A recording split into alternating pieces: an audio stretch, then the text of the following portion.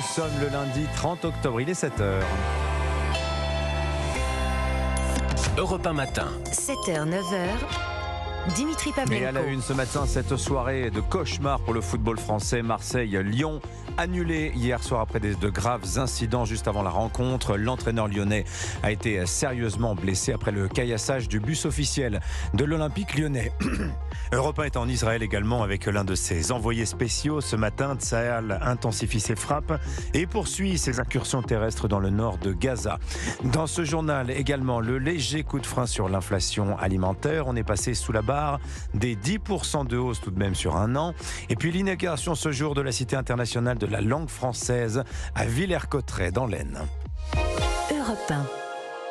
Le journal de 7h sur Europe 1, ça y est, j'ai retrouvé ma voix, c'est grâce à vous Christophe Lamar. Bonjour Christophe. Bonjour mon cher Dimitri, bonjour à tous. Le dégoût et la honte, titre à la une de l'équipe ce matin. Le quotidien sportif a choisi de montrer le visage ensanglanté de l'entraîneur lyonnais Fabio Grosso, touché par un jet de canette. Marseille-Lyon n'a pas eu lieu hier soir. Ce sommet de la 10e journée de Ligue 1 a dû être reporté après le caillassage en règle du quart de l'Olympique lyonnais. Inès Zegloul, le football français a vécu l'une de ses soirées les plus cauchemardesques. Et effectivement, les images sont violentes. Vers 19h hier soir, le bus de l'Olympique lyonnais est pris d'assaut à son arrivée au stade Vélodrome. Ce que vous entendez, c'est l'impact des projectiles, des pavés et des fumigènes sur le bus de vitres. Se brise, explose, les éclats de verre touchent au visage Fabio Grosso, l'entraîneur de l'équipe, ainsi que son adjoint.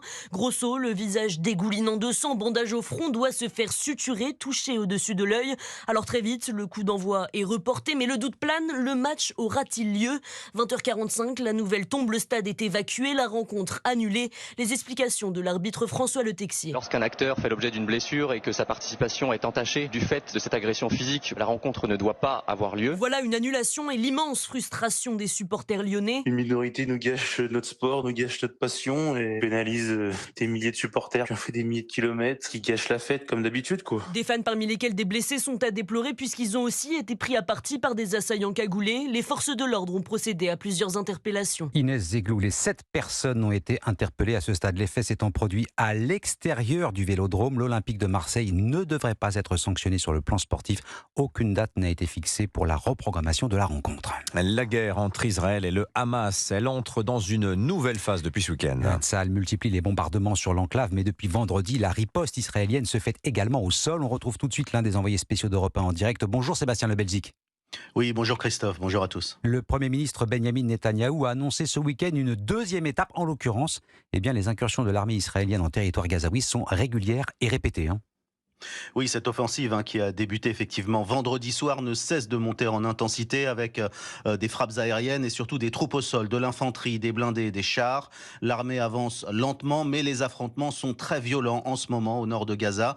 Gaza City et ses environs déclarés champ de bataille par Tsahal, qui annonce avoir détruit plusieurs centaines de positions du Hamas ces dernières heures et tué plusieurs chefs de l'organisation terroriste. L'armée israélienne qui traque toujours leur chef dans la bande de Gaza, Yahya Sinwar, qui se cacherait plus au sud, vers Khan Younes. Hier, une vingtaine de terroristes du Hamas ont tenté de pénétrer en Israël via un tunnel débouchant dans le passage d'Erez. La plupart ont été éliminés, selon Tsahal. Et puis, des frappes également sur la Syrie et le sud-Liban contre les positions du Hezbollah hier soir, avec des infiltrations, là encore, de soldats du djihad islamique à la frontière nord d'Israël et des ripostes de l'artillerie et des raids de l'aviation israélienne. Ce front nord qui constitue une vraie source d'inquiétude, ici, étant donné l'importance de l'armement et des troupes du Hezbollah libanais. Sébastien Le Belzic, envoyé spécial d'Europe 1 en direct de Tel Aviv. Washington et une partie des capitales occidentales demandent à Israël de laisser passer l'aide humanitaire, situation décrite sur place comme désastreuse par les représentants des Nations Unies. Alors on parle souvent de ce risque d'embrasement. Les étincelles se produisent d'ailleurs un peu partout. Direction le Daghestan, République russe à majorité musulmane. L'aéroport de Maratchkala momentanément fermé après l'intrusion de plusieurs dizaines d'hommes décidés à en découdre avec les passagers d'un vol en provenance d'Israël. Calme rétabli depuis, selon les autorités locales. Bilan 60 interpellations et 9 policiers blessés. Et en Turquie, le président Erdogan, lui, change brutalement de tactique. Fini le temps de la modération. Le président turc tourne le dos à sa volonté de jouer les médiateurs entre le Hamas et Israël. Grand meeting de soutien à la Palestine samedi à Istanbul. Recep Tayyip Erdogan accuse ouvertement les Occidentaux d'être responsables de la situation à Gaza. Vous savez de qui il s'agit, n'est-ce pas ? Je parle de l'Occident. de l'Amérique, de l'Europe et de tous ces pions dont ils tiennent les ficelles. Cet Occident que feu Mehmet Akif décrivait comme la bête qui n'a plus qu'une dent. Le principal responsable du massacre qui se déroule à Gaza, c'est l'Occident. Le président turc Recep Tayyip Erdogan, discours prononcé ce week-end à Istanbul. Et vous écoutez Europe 1 matin, il est 7h05. Ça baisse un petit peu les prix dans l'alimentation. On repasse sous la barre des 10% de hausse sur un an. Et l'information va sans doute en faire bondir quelques-uns, mais c'est un fait. Selon notre panéliste Circana, la hausse ralentit, faiblement certes, mais elle ralentit. Problème, les Français ne semblent pas vraiment convaincus. Reportage Marco Faudéré. À la sortie du supermarché, difficile pour les clients de croire que l'inflation ralentit. À la caisse, l'addition reste très salée. Les prix sont ascendants, c'est tout. C'est toujours aussi cher et même ça augmente selon les articles. On sent une augmentation qui est régulière, on ne comprend pas forcément pourquoi finalement. Et pour cause, tous les produits n'ont pas connu la même évolution ces dernières semaines. Le prix des pâtes et de l'huile augmente moins vite, c'est vrai, mais d'autres continuent d'exploser. Thomas Graffanino est expert de la grande distribution chez SIA Partners. Il y a l'effet des matières premières qui deviennent plus chères et moutarde, sucre, on a des augmentations qui restent assez fortes.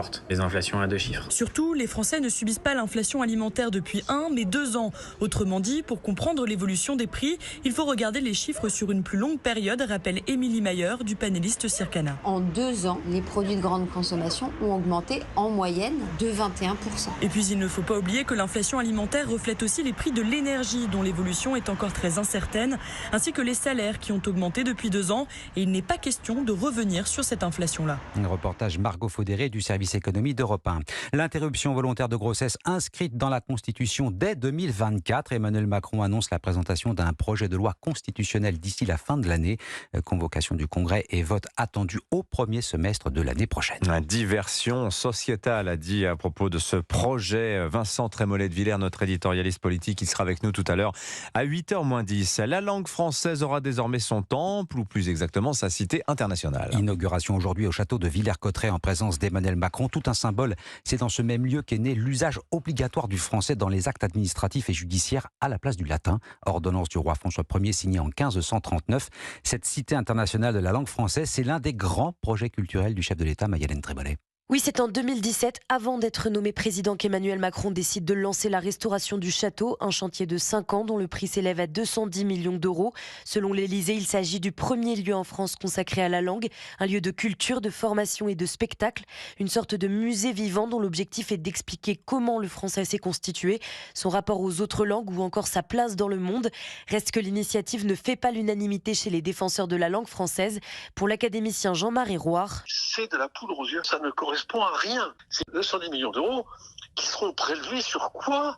Sur l'aide qu'on pouvait apporter aux instituts français qui sont en perdition. Mais l'Académie française, à quoi sert-elle ? Sinon à ça, elle sert à la défense et à l'illustration de la langue française. Au programme de la journée, le président doit visiter la cité, échanger avec des élèves des collèges et lycées de Villers-Cotterêts avant de prendre lui-même la parole devant les 500 invités.